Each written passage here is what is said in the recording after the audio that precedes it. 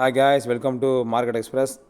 ஒரு super topic இன்றைக்கி என்ன அப்படின்னா, நம்ம நண்பர் ஒருத்தர் ஸ்டாக் மார்க்கெட்டில் நம்மள மாதிரி ஸ்டாக்ஸ் எடுத்து பண்ணிகிட்ருக்காரு. அவருக்கு டவுட்டு என்ன டவுட்டு அப்படின்னா, ஸ்டாக் மார்க்கெட்டில் அந்த ஃப்ளட்ஜ் அப்படி சொல்கிறாங்களே அந்த விஷயத்தை பண்ணலாமான்னு கேட்டார் என்கிட்ட. நான் சொன்னேன், எனக்கு அதை பற்றி தெரியாது மப்பில், என்ன பண்ணலாம் அப்படின்னா ஒரு வேணா என்ன செக் பண்ணி சொல்கிறேன் அப்படின்னு சொன்னேன்.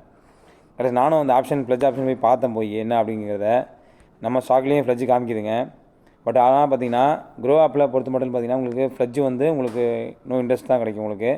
ஆனால் பார்த்து டெய்லியும் பார்த்திங்க அப்படின்னா 0.24% உங்களுக்கு சார்ஜ் எடுப்பாங்க. அது உங்களுக்கு காமிக்குது. இப்போ நம்ம போர்ட்ஃபோலியோ எடுத்திங்க அப்படின்னா நிறைய ஸ்டாக்ஸ் வந்து பார்த்திங்கன்னா உங்களுக்கு ஃப்ளட்ஜ் போயிடலான்னு காமிக்குது உங்களுக்கு. கிட்டத்தட்ட பார்த்தீங்கன்னா நம்ம போர்ட்ஃபோலியோ வந்து ஒரு 2 lakh போர்ட்ஃபோலியோ.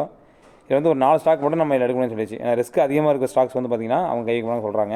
அதேமாதிரி என்ன பண்ணலாம்னா, இப்போ நீங்கள் 10/10 அப்படின்னு உங்களுக்கு ஸ்டாக்ஸ் இருந்துச்சுன்னா நீங்கள் அதை நீங்கள் எடிட் பண்ணி உங்களுக்கு தகுந்த மாதிரி 47 ஷேர்ஸ் இப்போ ஐடிஸ் வச்சுருக்கீங்கன்னா 47 வேணாம், எனக்கு ஒரு 10 ஸ்டாக் மட்டும் ஃப்ளெட்ஜ் பண்ணால் போதும், ஒரு 4000 rupees மட்டும் ஃப்ளெட்ஜ் பண்ண அமௌண்ட் கிடச்சா போதும்னு நினைக்கிறவங்க இது பண்ணிக்கலாம்.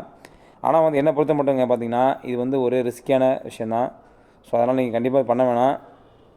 வேறு வெளில அரேஞ்ச் பண்ணி கூட நீங்கள் பண்ணிக்கலாம். பட் நீங்கள் ஸ்டாக்கு ஃப்ளெட்ஜ் பண்ணி திரும்பி ஸ்டாக் பர்ச்சேஸ் பண்ணும்போது உங்களுக்கு கண்டிப்பாக வந்து அது பெனிஃபிட் ஆகாது. ஸோ அதனால் கண்டிப்பாக பண்ணாதீங்க. பண்ணுங்கள், பண்ண பிறகு நல்லது. சப்போஸ் சுச்சுவேஷன் சரியில்லை அப்படின்னா நீங்கள் பண்ணலாம். ஸ்டாக் ஃப்ளெட்ஜ் பண்ணுறது வந்து ரொம்ப ஒரு மோசமான ஒரு விஷயம். என் நண்பருக்கு அதான் அட்வைஸ் சொன்னவருக்கு, நான் ஃப்ளெட்ஜ் பண்ணணும்னு சொன்னவர்கிட்ட. அவர் அதை கேட்டுக்கிட்டே ஃப்ளெட்ஜ் பண்ணணும்னு சொன்னா அப்படின்ட்டு.